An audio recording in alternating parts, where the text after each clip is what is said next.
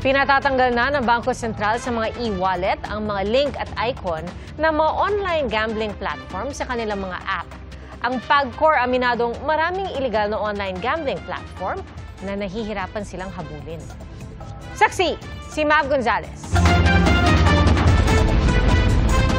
Pagsapit ng araw ng linggo, wala na dapat makitang links ng online gambling sa lahat ng e-wallet. Sa pagdinig ng Senado kanina, sinabi ng Bangko Sentral ng Pilipinas na binigyan nila ng 48 hours ang e-wallets para tanggalin ang in-app links at icons sa online gambling. I believe, Mr. Chair, the BSP should issue a suspension order to e-wallet platforms to deny links to all these online game platforms para wala na pag-uusapan. Can the BSP do that? Yes, as the Monetary Board of the Bangko Sentral ng Pilipinas has approved our policy that we direct the BSP supervised institutions to take down and remove all icons and links redirecting to online gambling sites. Pero hindi sang-ayon ang mga senador na bigyan pa ng palugit ang mga e-wallet, lalo't ayon sa Department of Information and Communications Technology, pwedeng agad-agad itong magawa. So sir, why do we give them 48 hours pa kung sure naman kayo? So kung may mamatay ng 48 hours kasi nalulun doon.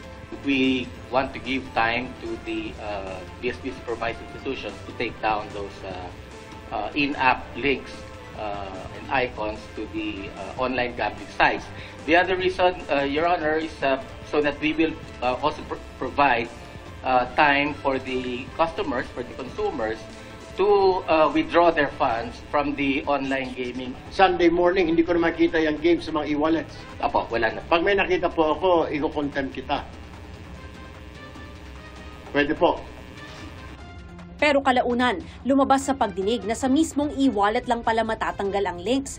Pero pwede pa rin itong magamit pang bayad kung sa gaming website o app ka pupunta, maski yung mga illegal. Pwede rin mag-link sa mga bangko, pwedeng mag-link sa mga e-wallets. So, ibig sabihin, yung mga illegal, pwede rin i-link yung savings account mo. Ang gusto ho namin, i-delink na lahat sa mga online gambling. Wala ng e-wallet, wala ng bangko ang pwedeng nakalink sa mga online gambling.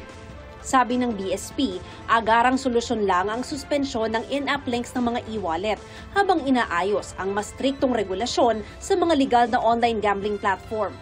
Sa magkahiwalay na pahayag, sinabi ng GCash at Maya na handa silang tumugon sa direktiba ng BSP oras na matanggap nila ang opisyal na kautusan nito. Paalala naman ni Senador Rodante Marcoleta na babaling ang sisi sa e-wallets gayong online gambling platforms talaga ang problema.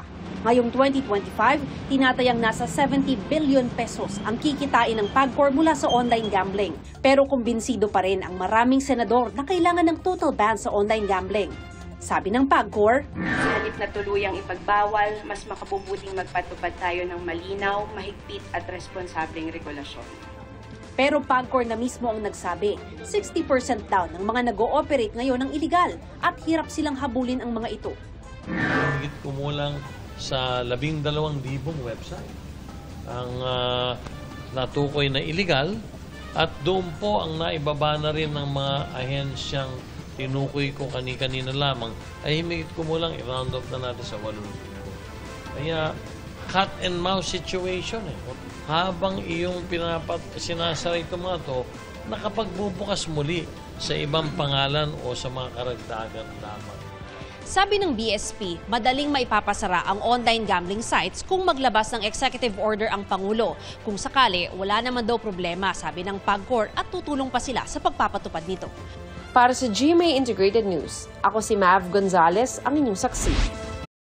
Mga kapuso, maging una sa saksi. Mag-subscribe sa GMA Integrated News sa YouTube para sa iba't ibang balita.